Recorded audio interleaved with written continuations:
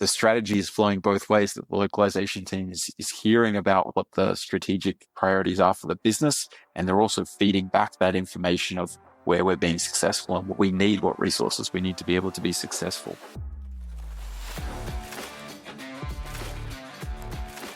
Hello and welcome to the Multilingual Content Podcast, where experts discuss international content management, product localization, and global expansion. I'm Caterina from Underdog, and today our founder, Nicola Calabrese, will be talking to Michael Levot, an experienced localization leader at Canva, a globally recognized SaaS company. In this episode, they will dive into the journey of scaling a localization program to support over 100 languages, the challenges of prioritizing markets, and how to align localization efforts with business goals. Whether you are starting your localization journey or looking to refine your global strategy, this conversation is packed with valuable insights to inspire you and guide you. So, without further ado, let's dive in.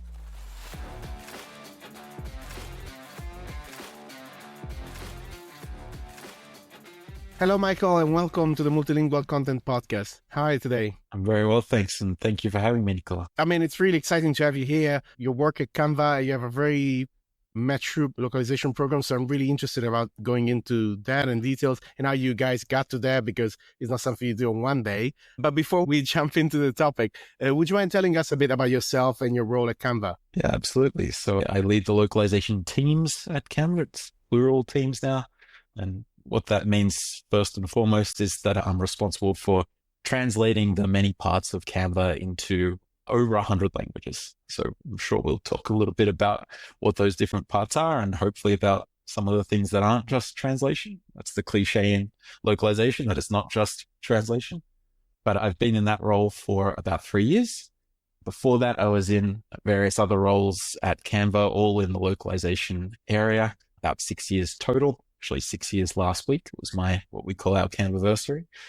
But obviously 6 years ago, it was a completely different beast. So I was the last of 4 people hired into the localization team in 2018. And now we're a team of over 30.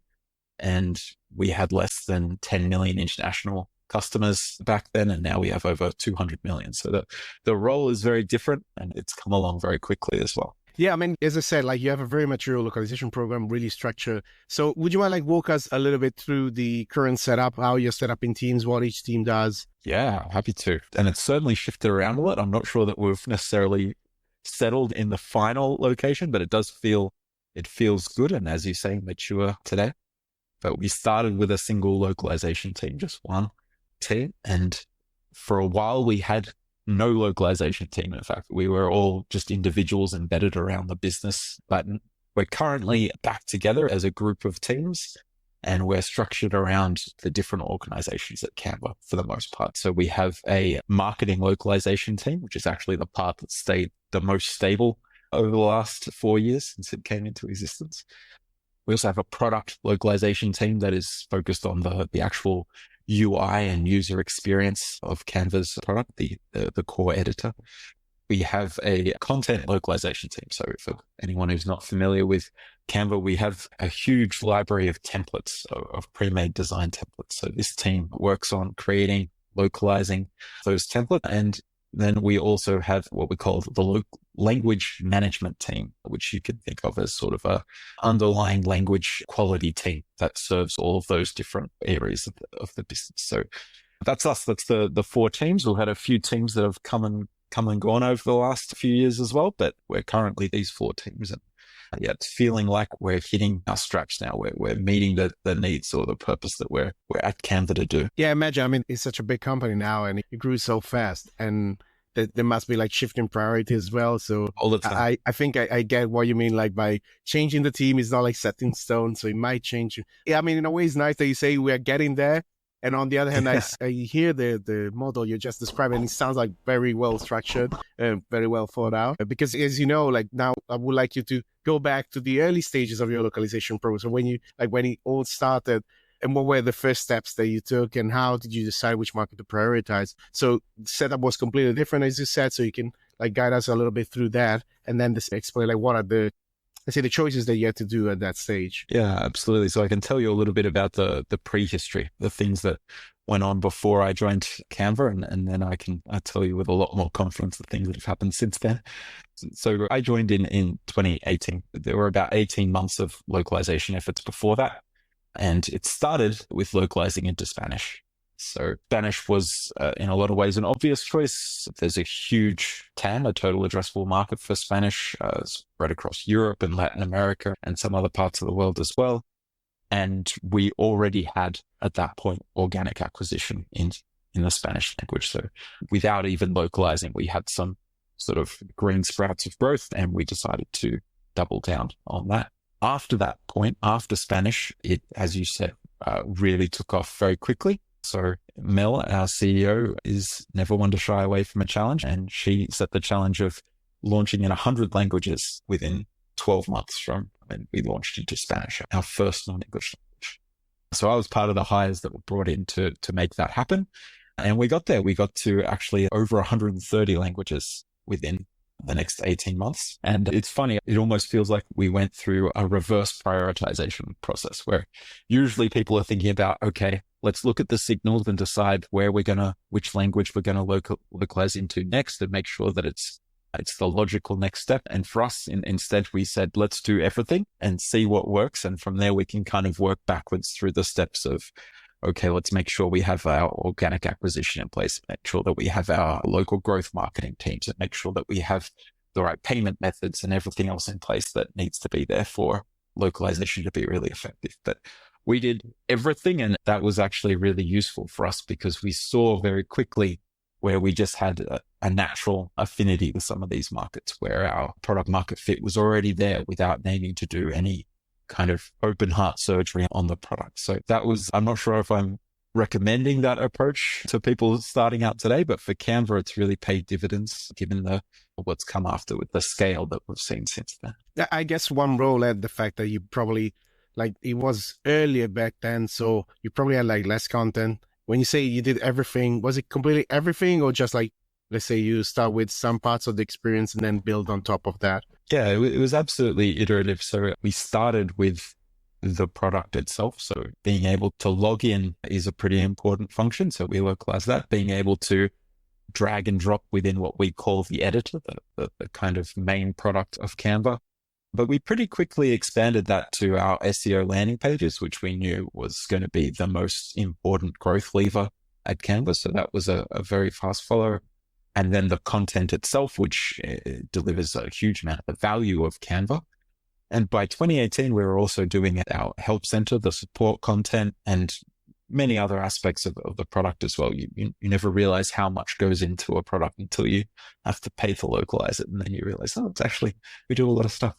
So it was an iterative process, but it took off very quickly. And we had this attitude that everything needed to be localized, at least to understand what was necessary. And what were the biggest challenges you faced when you started localizing your product? Like, were there any surprises or misconceptions that you encountered along the way? Yeah, absolutely. I think there were almost more mistakes than wins in the early days, and some of them that we really didn't undo for years afterwards. So I can speak to one from experience that I poured an enormous amount of effort and political capital into localizing the homepage banner at Canva. So if you think of the homepage banner, it's the most visible part of the entire product. It's not too much to say it's iconic. I know a lot of other products have copied it, so I'm going to say it's iconic. We got this homepage banner. We localized it into a Brazilian homepage, an Australian one, a Spanish one, and I think a Japanese one. And it did precisely two things. The first thing it did was that it broke Canva. So we made a mistake and it broke, and I got a message from our CEO that evening, on a Friday evening, that we broke Canva. So that wasn't great. But once we fixed that, it did nothing. So it didn't affect any metric that you would care to look at, positively or negatively. It just didn't have an impact. And this was a really important understanding for us or realization for us to have, that even though it was very visible, even though internally we were all like, oh, this is such a huge step that the homepage banner is localized, and we put such amazing effort into it. We produced this really beautiful creative on it as well. it just wasn't strategically the right place for us to be focusing our efforts. So it's taken us a lot of time to kind of undo that impression that, oh, we don't need to do this level or this depth of localization. And since then, we've found the points that really matter. So customer support is one where we can improve people's experience in their most vulnerable moments, the moments that they're really going to talk to their friends about and say, oh, I had a really great support experience with Canva. We know that in the monetization funnel, when people are deciding whether or not to pay for Canva, this is a place where, the words really matter and the creative really matters. This is where people are they're very sensitive to minor signals of what is the value of Canva. So that's another place where we've realized that we can really have an impact. But for a long time, we thought we'd learned this lesson that you don't need to make these really big in-depth investments into localization, which was a misdirection. The other one that stands out to me is that we went far too early into doing market research. And in fact, I mentioned some teams that have come and gone. We had a team that was dedicated to international market research very early on.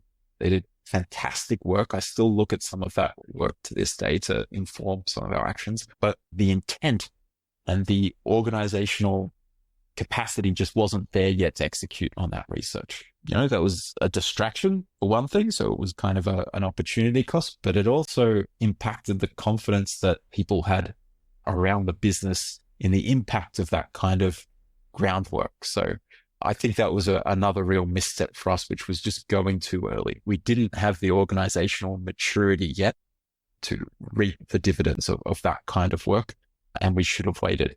Now is the right time for us, but we were doing this 4 years ago. So those were two big learnings for us that set us back and that we're really still in the process of undoing. If you think about like a SaaS startup that's just starting out on the international journey, so what kind of advice would you give them about setting realistic expectations for the localization program, localization journey, especially if they're unsure about the scope of effort required? As you said, like that changed quite a bit. It took you some time to realize different things. So with the, let's say, benefit of that experience, what kind of advice would you give about like setting realistic expectations? Yeah, I think, you made the main point earlier that it doesn't happen overnight, which it also doesn't need to take years. I remember when we worked with a company that we acquired back in 2019, Pexels. Actually, it might have even been earlier than that. But we saw pretty immediate results within about 3 months. The organic acquisition that was coming through Pexels, hockey stick growth, exactly what you want to see. I think the expectation to set is that there's a lot to do to get it right. Sometimes you'll get lucky, but a lot of times you won't. As I said, we've had missteps. And I think what I've learned through this process is that it's not just a technical achievement to do localization well. It's not just performance of your craft. It's not just a financial investment where you need to actually pay to get all the things done, but it's also a real cultural shift that needs to happen with an organization. And that's slow. It's much quicker if you're a small organization. If you're a startup with 5 people, then that can happen over dinner. But if you leave it much longer, it can take a long time to convince 100 people that this is an important thing for the organization to pursue. So for that reason, I think the major expectation that you need to set is that there's a very deep cultural aspect. When I mean cultural, I mean within an organization that needs to happen. And for that, you need excellent people. You need talent who can not just do localization. They're not just experts on the tools, but they can go out and they can convince an organization to do this sort of work. So localization at Canva has been extremely fortunate. We had a Georgia who was before me. She was leading localization. She went on to be the head of product at localization. We had Rachel Crothers, who has gone on to have a leadership role within partnerships. Jesse Walker, who's been a product manager, senior product manager in our support organization. So just really fantastic people who have set the scene for this. And that's been validated by the work they've done after localization. So finding really amazing people, whether they have the background in localization or not, I think is just so important, probably an underappreciated aspect of what you need to do to be successful in a localization journey. So that's what I would highlight. You need, it's more than just going out and doing the work. You really do need to create this massive shift and convince everyone. You kind of need to be a salesperson to make it work, and finding the people to do that is quite different to what it looks like from the outside. And I agree, like it's, in a way, I see some parallels with product-led growth initiatives that they are really important for some SaaS companies. but they're not just the initiative in itself, but it needs to be aligned within the business. And the same with localization. It can be a lever for growth, but it needs to be aligned with the rest of the business strategy and objectives. And for example, about that, I know like you at Canva have a, let's say, more sophisticated division into, let's say, different levels of support that you do for different group of languages. So you don't do like everything for all the markets. You mentioned it's more than 100 markets. So for example, can you explain a bit like that strategy around like not doing everything for all the languages and how that links maybe to like how you decide that? Yeah, absolutely. And I have to say, various times in our history, we have had this approach of trying to do everything in every language. And that's how we learned not to do that, because it's expensive, it's slow, and it just doesn't have the impact. But the approach we have at the moment comes from exactly the point you make around being organizationally aligned. So we have a organization-wide strategy. I won't reveal the details of it, but essentially it categorizes markets into different personalities and things that they need to be doing in order to be for Canva to be successful. So some of them will need to grow in one direction, others will need to grow in another direction. This is how we categorize our markets, and that's how we prioritize our localization efforts as well. Well, that's the first signal that we take of where to prioritize. The second step of that is that we have what we call scorecards internally, where we break down the product into some key metrics, very, very high level, ones that are not very granular at all, but they do give directional indications of where we're performing well in a market and where we're not. So for example, we might look at a market like Germany and observe that, well, we're monetizing quite well in Germany. It seems like people see the value of Canva and are willing to pay the price that we've set. But at the beginning of their journey, they fall off the funnel very quickly or more often. So that suggests that we should be focusing on our logged out experience, an authentication experience, and the onboarding too. So what are people's experience within their first 7 days as a Canva user? This is the framework that we use to decide for which markets we're going to invest in, which areas of the product or marketing or other aspects of the business. And specifically going back to the metrics that you track, like what metrics do you track to measure the effectiveness of your localization efforts? And how do you balance quality feedback like user experience with quantitative metrics like revenue impact, user growth? Yeah, it's a great question. And I think it's going to differ organization to organization. There are different philosophies on how to utilize data. We've tried a lot of approaches in localization. So for people who are new to the localization industry, there's been a holy grail of identifying the ROI of localization for as long as I can remember. And it's very elusive because it's something that's very difficult to measure. And it's difficult to measure because localization applies to every surface and area of a business. So the breadth of measurement that you need to achieve is very challenging, but also it's not something you really want to A/B test with. It's very difficult to A/B test. So I sometimes compare it to working in a kitchen. You don't A/B test with washing your hands. Well, you also don't A/B test with localization. You just need to do it. But what we've looked at CSAT. So we did a very wide survey where a percentage of users in every market were given just a simple CSAT survey, and we compared it across the board. We didn't ask them about any specific aspect of their experience. We just asked, did you enjoy your experience? And what we found was that users in Thailand have a much better experience than users in Poland, which was interesting. We investigated this, came up with many hypotheses, and where we ended up was that we were essentially measuring cultural differences between Poland and Thailand rather than really differences in the localized experience. So that really wasn't a particularly valuable endeavor for us. We also looked at and we continue to look at very domain-specific measures of success. So super granular things like the ticket creation rate of users who have viewed localized support content, or the success rate of searches, how often someone applies a design after searching for something that they've looked for, the rate at which people fall out of the upgrade funnel after entering. Very, very granular piece of data. Some of that we have A/B tested, and some of it has been extremely useful. But where we are today is really using, as I said, this directional scorecard system. We're benchmarking against either a very established market like the United States or Australia, and we're asking how are markets performing against that benchmark, and we're using that to decide whether we really need to usually do qualitative research. So sometimes UX research using a third party or working with one of the design researchers here at Canva to find out, okay, what are people actually saying when they use this product, and trying to get people to native speakers or people in market to tell us what we're missing. So that's where we've ended up after trying really a lot of different approaches to data. Yeah, I mean, it makes sense. So it gives you, at least you're not going blindly, you know what part of the experience maybe is not working in a specific market. I like, for example, what you mentioned as well, like it's about support. So my understanding is, you look at support, how many tickets are, let's say, open after they already went through the support. That means they didn't find the answer there. So you can see, is it because it doesn't exist, like even in English, or maybe it's just because it's not localized? I guess that's the reason behind it, for example. That's exactly right. And that specific experiment that I was thinking of was, we were comparing AI translations with human translations. So that was a rare example of, we were able to A/B test in localization. And we looked at whether AI translations, which we assumed would have lower accuracy than the human translations, whether that would be less helpful for people trying to self-help to resolve issues with either their billing or how to use the product or whatever it might be.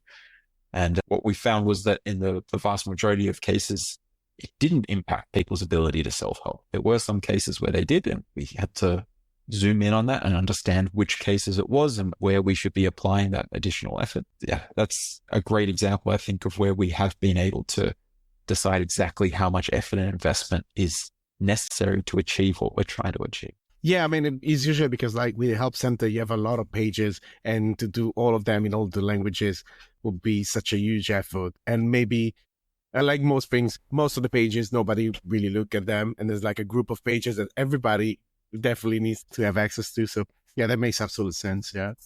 And when thinking about like B2B SaaS companies starting the international journey, like we're talking about data. So how can data help to determine whether a localized product or feature is truly resonating with a new market? So imagine a company that's just entered a new market. What kind of like data could actually help them understand, is there being traction in that market, or maybe you are doing something wrong? Maybe it's not the market as important as we thought, like for our product. I think there are a few approaches you can take to get that initial read on success or failure.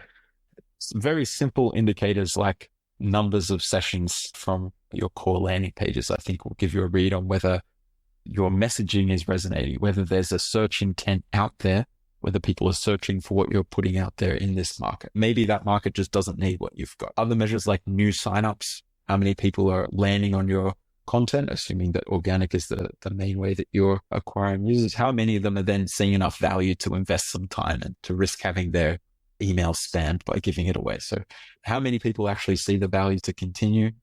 And bounce rate, just how many people see what you've got and then are immediately leaving the product. That's suggesting that there's something wrong with the content. They had the intent to come, they had some interest in what you had, but the content isn't convincing. So I think those are three really simple indicators that can tell you more or less immediately whether you've got enough right to make it worthwhile continuing, or whether you need to go back to the research stage and understand whether there is product market fit. I think taking a step back from that, understanding what the total addressable market looks like and how much you've penetrated that market. So if you're thinking of a market like Brazil, which is enormous, hundreds of millions of internet users, a very big population, you might have early on perhaps tens of thousands, maybe 100,000 sessions coming in. And that could actually mean you're not actually being that successful in that market. It's just that there's a huge number of people. Whereas by contrast,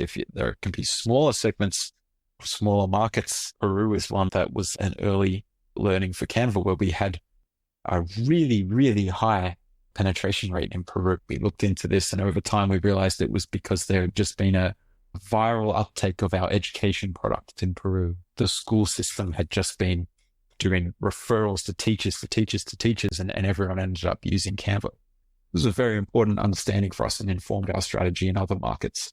But if we looked at it in just terms of raw numbers, it wouldn't have even shown up on the map. And indeed, it didn't for quite a while. It was just blown out of the water by Mexico, Brazil, Germany, these huge nations. So understanding what success looks like in a market relative to the total addressable market, benchmarking success against markets where you know that you have product market fit, And then using some of these early indicators like numbers of sessions, like bounce rate to understand whether the content is then actually realizing the opportunity in those markets. I think those are the best ways to understand whether early on, whether you're on a successful route or an unsuccessful one. I think that's great advice. And before I see we're running out of time. So before we close up, is there anything else you'd like to add that we didn't discuss so far? I think a question that inevitably becomes a big one for localization teams when I hope the organizations become bigger, more successful ones is what part of the organization should they be a part of? Should they be part of marketing? Should they be part of sales, engineering,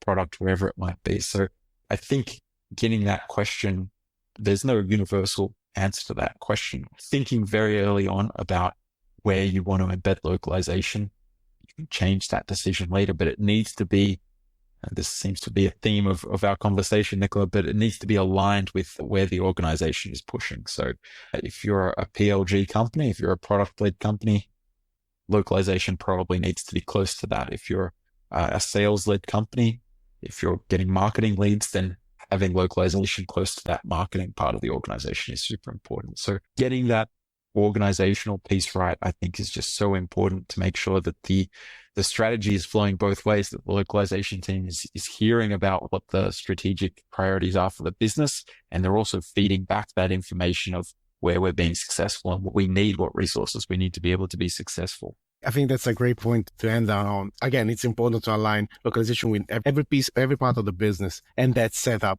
there's not one setup that works for everybody. It needs to be figured out according to the different company. Yeah. So thank you so much, Michael, for joining us today at the Multilingual Content Podcast. You're so welcome. I had a great time. Thanks for joining us today. The Multilingual Content Podcast is powered by Undertow. We help companies translate their content into results. Get in touch if you want to know more. And if you enjoyed today's episode, make sure to subscribe so you don't miss any new episode. See you next time.